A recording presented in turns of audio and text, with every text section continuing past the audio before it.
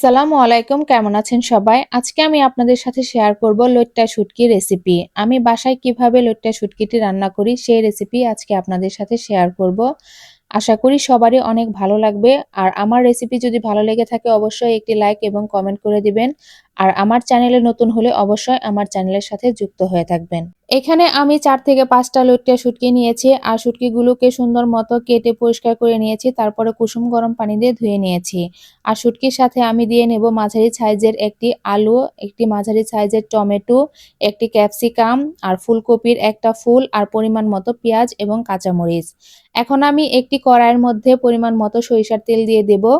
আর শুটকি মাছ অবশ্যই সরিষার তেল দিয়ে রান্না করবেন, এতে করে এটা খেতে ভালো লাগবে আর এর টেস্ট দ্বিগুণ হয়ে যাবে। এখন আমি কেটে রাখা শুটকি মাছগুলোকে ভালোভাবে তেলের মধ্যে ভেজে দেব আর সামান্য পরিমাণ লবণ দিয়ে দেব। আর এগুলো আমি অনেকক্ষণ সময় নিয়ে পানিতে ভিজিয়ে রেখেছিলাম, এগুলো অনেকটাই নরম হয়ে গিয়েছে। এজন্য তেলে ভাজার সময় আমি খুন্তির সাহায্যে একটু ভেঙে ভেঙে দেব, যাতে শুটকি মাছটা ভালোভাবে ভেতর পর্যন্ত মুচমুচে ভাজা হয়।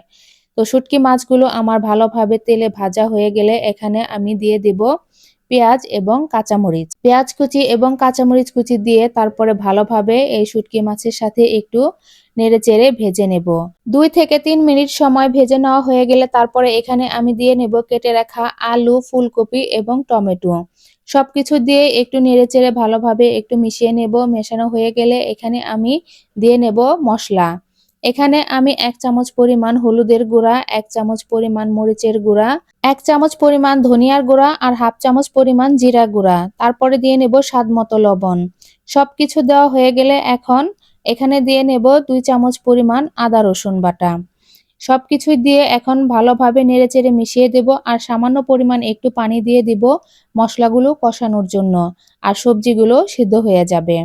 তো এখন আমি ঢাকনা দিয়ে ঢেকে দেব। ঢাকনা দিয়ে ঢেকে তারপরে রান্না করব।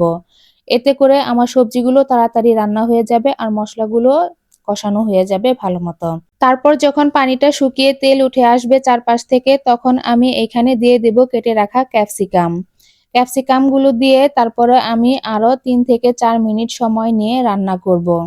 আর যখন রান্না করতে করতে একসময় ভাজা ভাজা হয়ে একটু লাল লাল হয়ে যাবে তখন আমি শুটকিটা নামিয়ে নেব। আপনারা চাইলে ধনেপাতা কুচিও দিয়ে দিতে পারেন, কিন্তু আমি ধনেপাতা দেইনি, কারণ শুটকির যে একটা ফ্লেভার এটা ধনেপাতা দিলে কমে যাবে তাই। দেখতেই পারলেন খুব কম সময়ে ঝটপট আমি কিভাবে শুটকিটা রান্না করেছি। এটা দেখতে যেমন সুন্দর হয়েছে খেতে কিন্তু তার থেকে বেশি লোভনীয় এবং মজাদার হয়েছিল।